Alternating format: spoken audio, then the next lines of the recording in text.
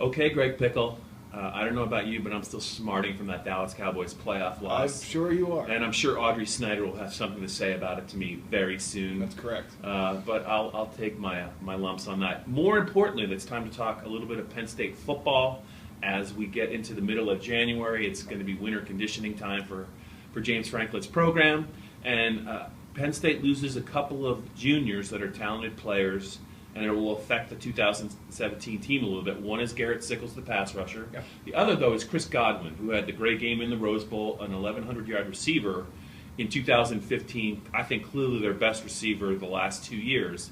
And I asked a burning question on Penn Live as to who would succeed Chris Godwin, or who was the fans' choice that they think would succeed Chris Godwin as the top option in the pass game. There's a lot of good contenders. It's a talented position, but how do you see it? Yeah, it's interesting because Josh Gaddis is probably the toughest job of anyone when it comes to figuring out who gets to go on the field, because they run three receivers and a tight end, and he has to pick between 10 guys, of which 3 get to see the field. Mm-hmm.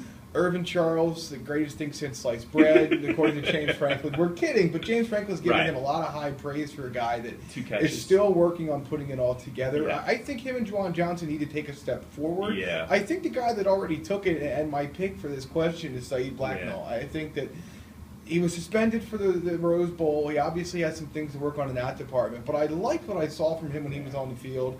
It might be an easy pick. He might be the leader in the clubhouse, but I think that when you look at what he was able to do when he was on the field, he has the tools to be the consistent guy, the guy that is Trace McSorley or whoever plays quarterback for Penn State, the most reliable option.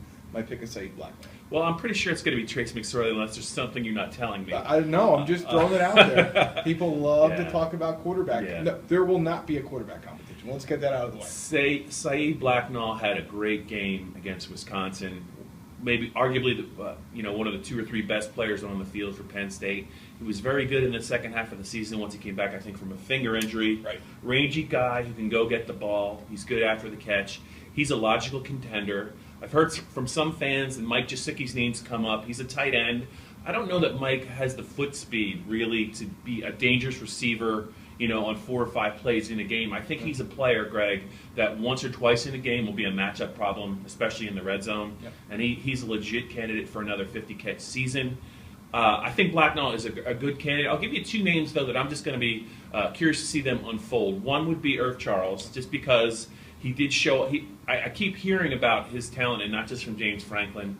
He's a guy that has all the talent in the world, just not the production. I think it's a huge year for him, winter conditioning wise, and also in the spring. And another player that's always impressed me, he was hurt in 2016, was Brandon Polk. He's not a classical receiver by any stretch of the imagination, very different body type, smallest probably receiver on the team. But in 2015, when he got the ball in his hands, he was really a tough matchup for defenses. I'm just curious to see what the future brings for him, how Joe Moorhead might use him. I don't know that he'll be a 50-catch guy ever at Penn State, but I'm just curious to see what we'll see Joe use, how he'll use him. I think he's a player to watch. But at the end of the day, I'd probably say Blacknall number 1, and then Charles and Polk are the guys that I think can really move forward with a strong conditioning and spring program. So we'll see. But that's the burning question. You like Blacknall, and I'm in agreement with you.